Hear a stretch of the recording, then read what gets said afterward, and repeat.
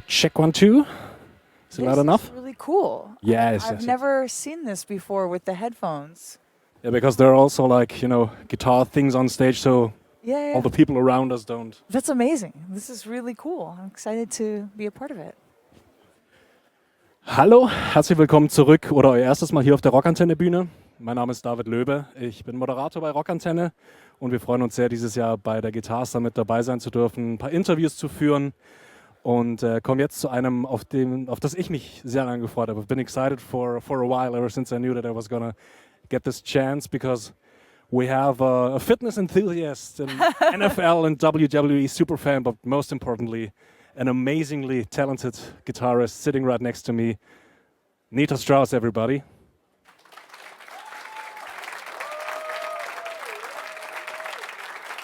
Thank you so much. Dankeschön. Dankeschön, very good. It's all my German. All your German. Dankeschön, bitteschön. Despite you having, as I read, a connection to the German-speaking people. Yes. Being a descendant from Austrian composer Johann Strauss.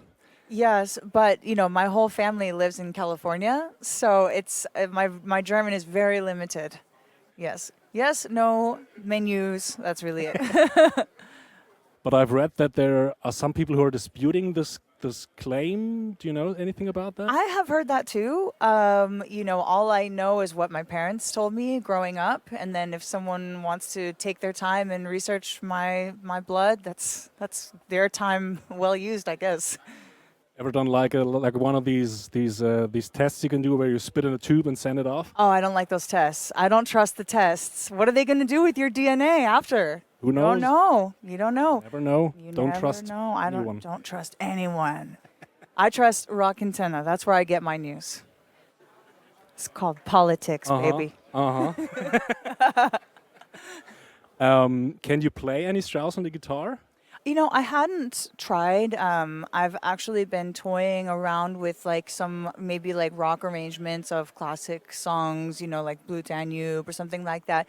Even just for an introduction, to walk on stage with my band or something like that. So yeah, we've definitely thought about it. I'm a total buffoon when it comes to classical music. I don't even know if you could play Strauss on guitar. You can play anything on guitar if you try. Fair enough. I want to talk about the role of women in guitar playing and rock a little bit.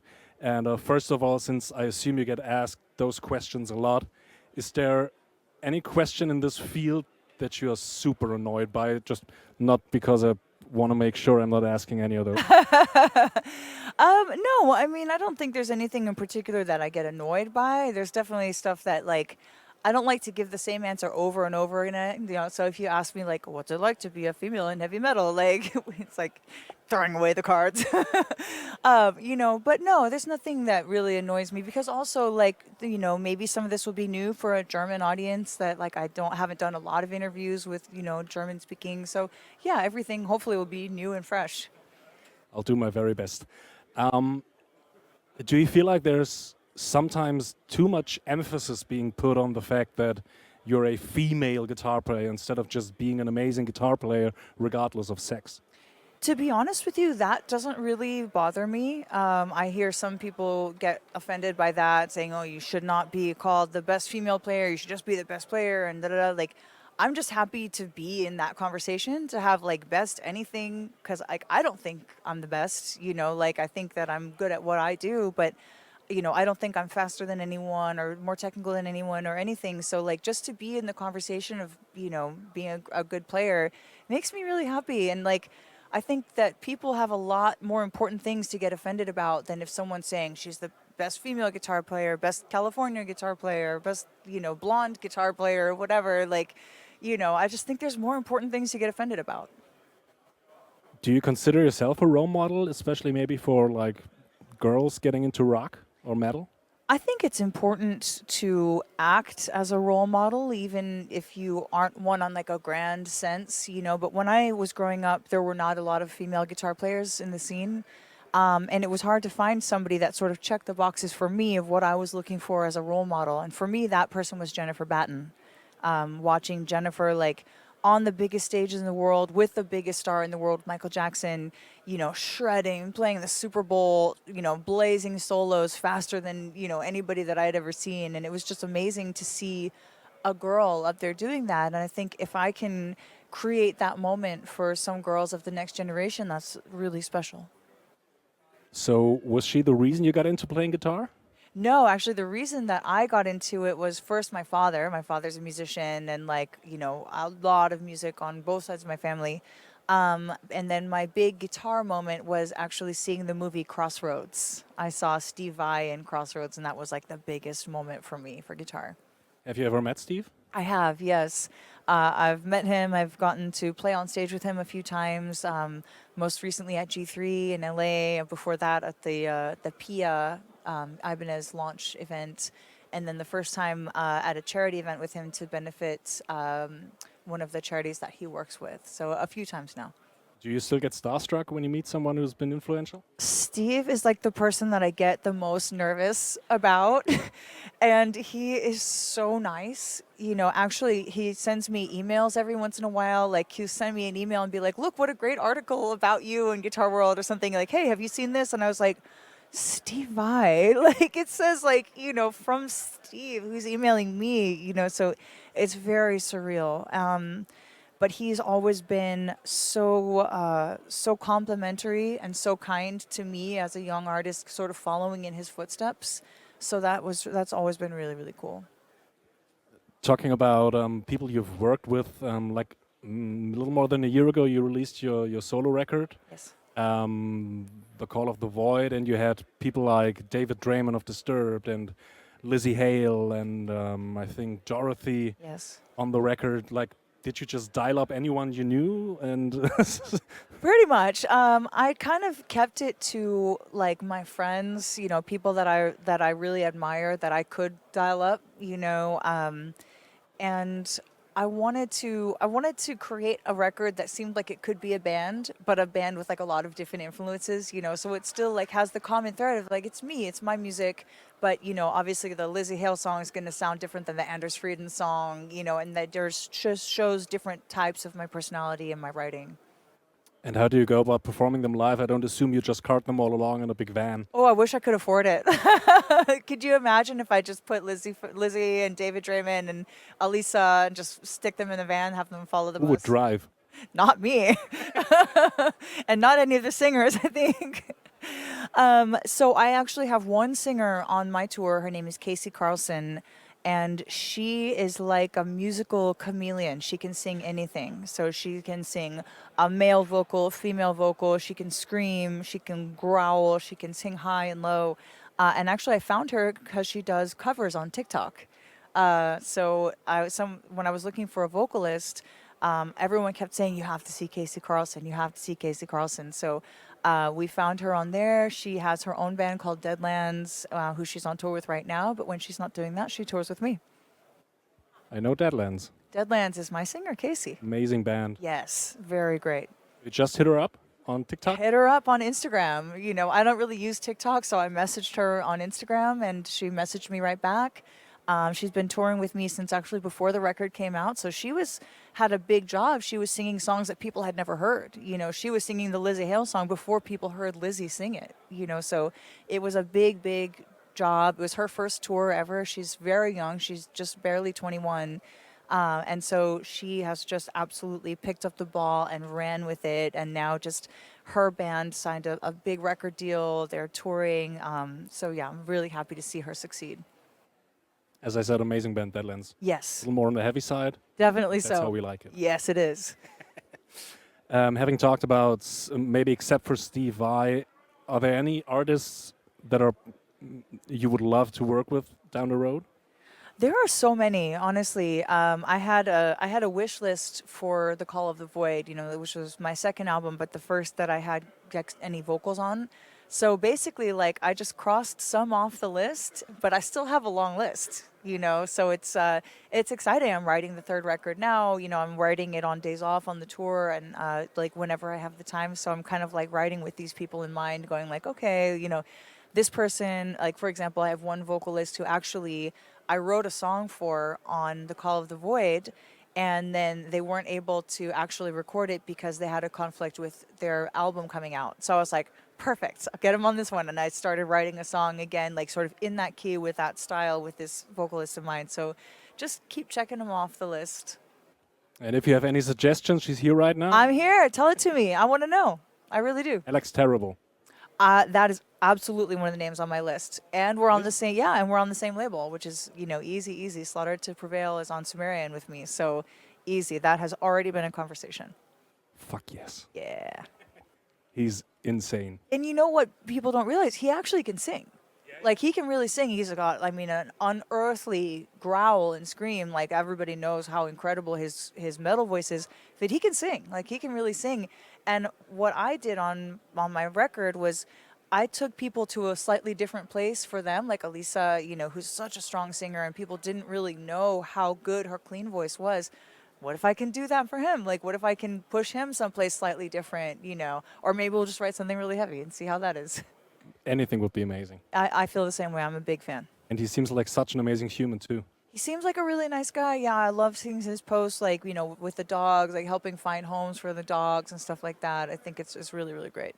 He looks the most Russian of anyone I've ever seen, but yeah, for sure. he seems so nice. Straight up out of like the UFC guys. Yeah, the Russian UFC fighters.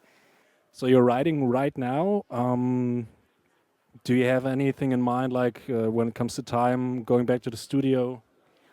Not at the moment. My touring schedule is so crazy. I've literally been on the road since I finished recording The Call of the Void in 2021. I toured all through 21, 22, 23. I've toured all through 24. So I think I've got 25 booked up until the summer. So I think while Alice Cooper, I think, is talking about doing something different next summer. So if that happens, then I will take the summer and probably get into the studio and do some proper recording. Or maybe I'll see if I can do some this winter. It just depends on how crazy my schedule gets. Having played with huge artists as well as maybe like the smaller venues back in the day or even now, do you have a personal preference when it comes to playing like big stadiums or small clubs? For me, I thrive on a big stage. I love a big stage. I love a big crowd. I love to feel the energy of a big crowd. Like we've been here in Germany at Wacken, or like, these different amazing festivals.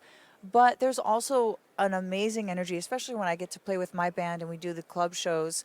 Like, I feel more connected in that way. So I wouldn't say I like one more than the other. The energy of the big stage is really fun. But to be in a small club where, like, that's my name on the door, and the people that are there are not there to see Alice Cooper, they're there to see my music, and, like, that's really, really special as well. So totally different feeling, but equally enjoyable. I find it super amazing that you're such a versatile guitarist, because you've played with Alice and you've played with Demi. For you as a guitarist, what are like the main difference when you go on stage performing hard rock or like, the more pop-oriented music? I think that both of them have the same type of consideration where whether it's Alice, whether it's Demi, whether I'm playing, sort of like classic songs for the LA Rams football games or anything like that, you just have to be mindful of what the gig is, so giving your very best, giving the best Nita Strauss performance in the parameters of what the gig is, and I think that's the most important thing in that hired gun position, is that you can still have your personality, you can still show your worth and why they hired you to be there over anybody else, but still allow it to be a great Alice Cooper show and not like, this is the Nita show and push Alice out of the way.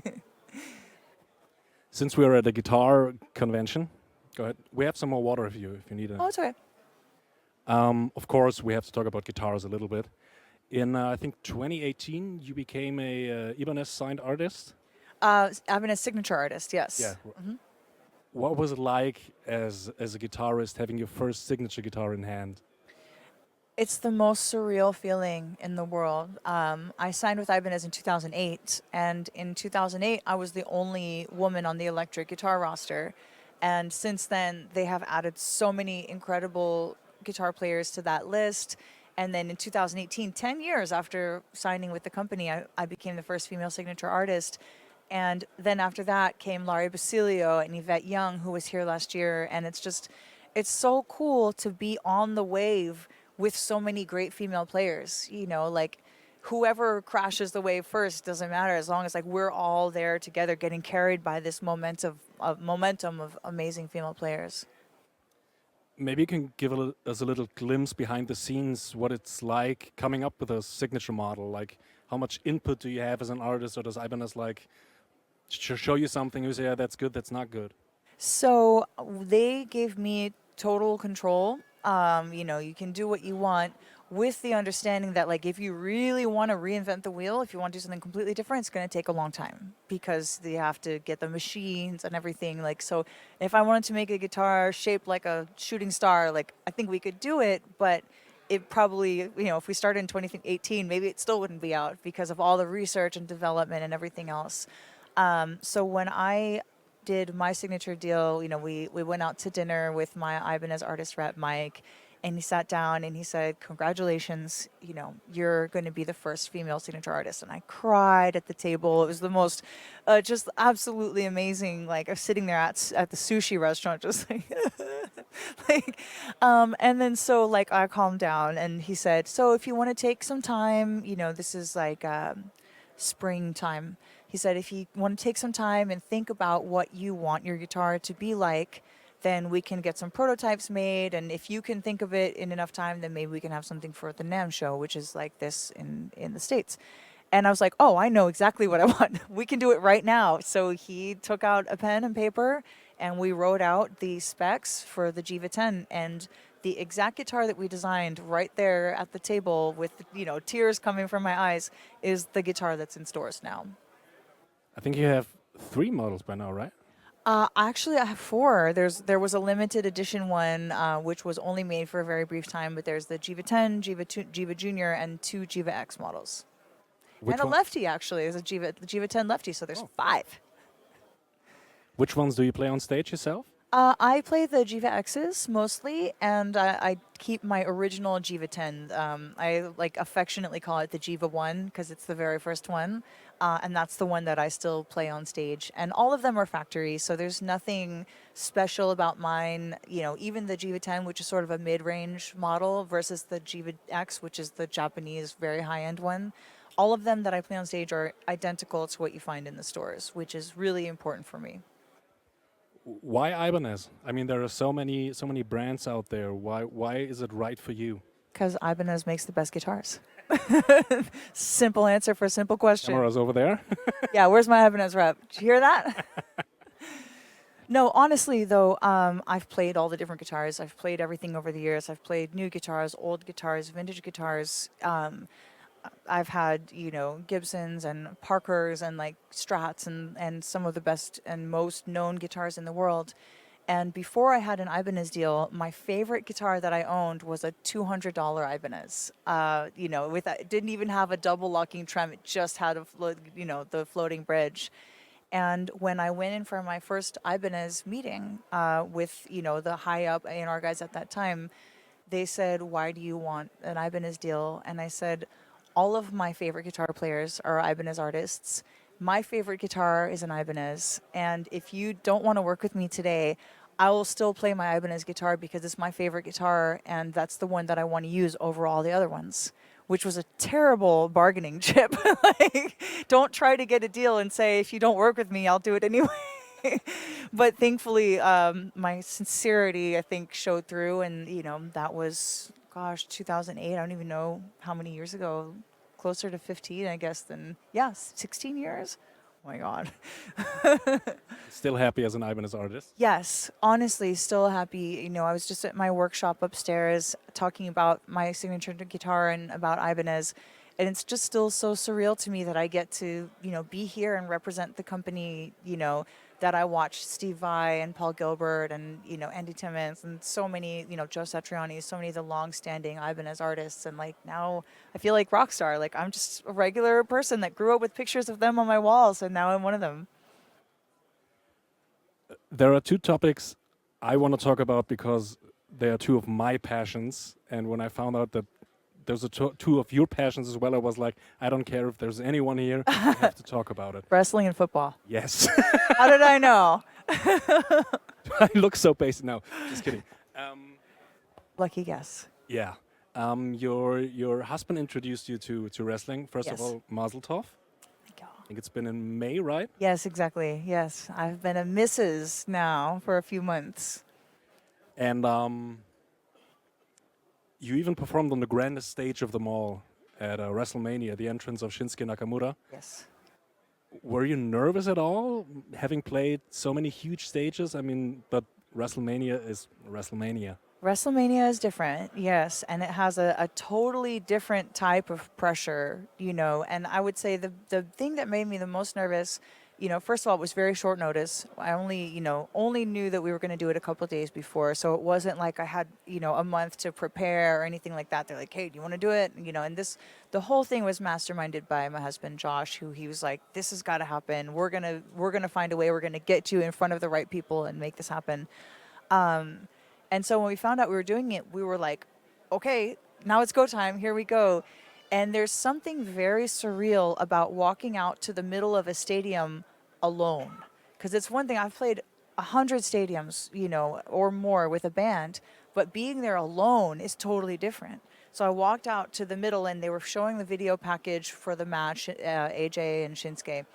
And all of a sudden I was so nervous and I was like, I'm by myself. Like, I wish that I had usually when I talk about this in my clinics, I can show you a picture where you see like just 80,000 people and one runway and then me so small and surrounded by cameras. And I was like, what do I do? And the camera, WWE's camera, like the manager, the guy who runs, he's really cool. I've worked with the same guy every time. And he's like, I will cue you when it's time to go. So I was just sitting there like looking at the guy like, when do I go? Like, and then it wasn't announced that I was going to be there. Nobody knew that I was performing. And then out of the blue, in the dark, one person said, "Let's go, Nita."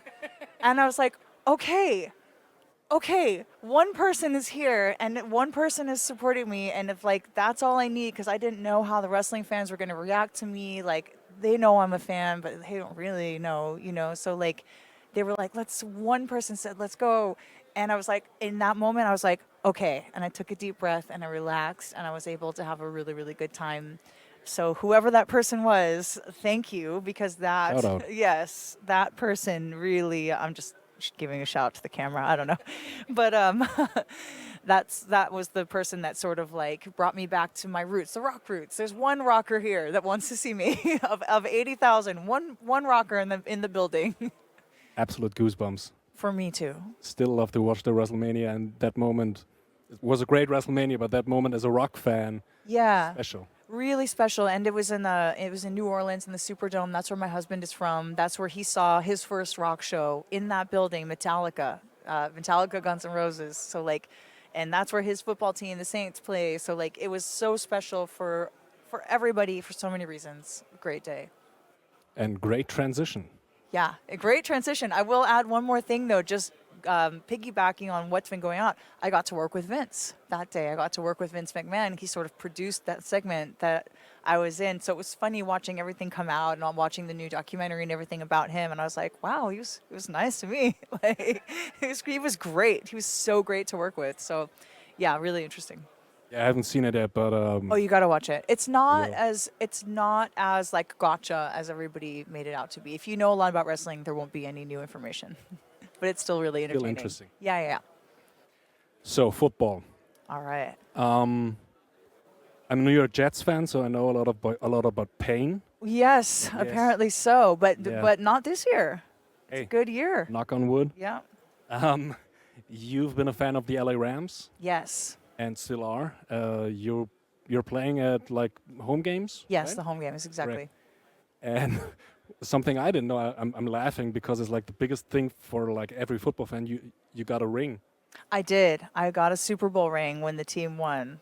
It was funny because I was on tour with Alice Cooper when the Super Bowl happened, and we were all, because they're all football fans. Alice is a Lions fan, and so he was so happy to see Stafford in there, like everything. And we were all watching, and then the Alice Cooper guys are like underdog fans. Tommy is a Jets fan, Ryan is a Raiders fan, Chuck is a Steelers fan. So they were all rooting against the Rams. They wanted the underdogs to win. I was like, fuck you guys. like, you don't want me to get my ring. And of course, the Rams pulled it out at home at SoFi, which was amazing. And then I was like, they were teasing me. They're like, you're not going to get a ring. Like, that's for the players and the coaches. And then actually, I was here in Europe. I was in Germany on the tour bus. And I got a text from the Rams entertainment coordinator. She said, I have a very important question to ask you. And I was like, okay. I thought it's like, are you available for this? Da, da, da. And she said, what's your ring size? And I was like, ah! And so something I didn't know, it's actually not your normal ring size. It's a different size for a sports ring because the sports ring is so big. So I had to go and get sized and got a Super Bowl ring out of it. I'm speechless. It was really cool. Amazing. It was really cool. I would wear it every day. You think that? It's heavy. Yeah. It's Yeah, I can imagine. Plus, I have my Super Bowl ring on already. So Oh. I don't need to. Do you think Stafford can get you another ring before he retires? I think if it's up to Stafford, he can. If they protect him a little better and if they do a better job on the offensive line, you know.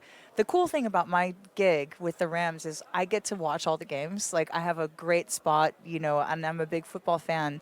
And what people don't realize is you have to know a lot about football to do the gig that I do because you have to watch the plays develop. You have to know when they're going to be, like, we do a certain thing with the Rams entertainment team when the opposing team is on third down. So you have to watch and keep track of the downs and go, hey, if they don't convert on second down, we're going to go to the third down entertainment break. So, like, it's a lot of little stuff like that you have to do. And I love it because I love football. So I get to go watch my team play every home game, you know, unless I'm on the road, which unfortunately I'll be here in Europe for the next 2, but I'll be there for the rest of the season, which is really, really cool. I think the only thing that would make it like your football rock experience perfect is like playing, I don't know, America the Beautiful at the Super Bowl. Yeah, it would be really amazing. So that's actually how I got my start in the sports world. When Gene and Paul from Kiss had their football team, the LA Kiss, I played the national anthem and America the Beautiful, like all that kind of stuff for them. And then the first time I played with the Rams, I played America the Beautiful for the Salute to Service game before I was playing all the home games. This was their first year back in LA when they were playing at the LA Coliseum. So my very first introduction to the Rams fans was playing America the Beautiful. And then the following year I came back and did the Sunday Night Football theme, which is, if you've heard, it's basically just I Hate Myself for Loving You by Joan Jett, but like about football. So I did that, and then they were like, this is great, this really works, come and do this every week. Before we continue our conversation, football, I don't know, I'm happy. I'm always happy to talk about football. Yeah. But we're in like other football country now. I don't care. Okay. There's only one true football for me. For me too. Got a Oh tag. yeah, look at that, you do. Yeah, I love it. Gibt es irgendwelche Fragen aus dem Publikum? Any questions from the audience? Because we're like coming up on time. I mean, we can continue talking about football. I don't care if you like it. Yeah. This was my same experience in my clinics. You guys don't have a lot of questions today. They're intimidated. No, they're not. We're nice. They're shy. No, they're not shy. Look at this group of people. There's one. I'm coming down.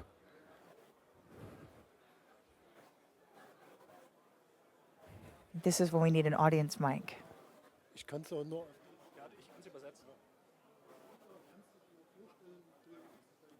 In Deutsch, in the mic. I want to hear him ask it.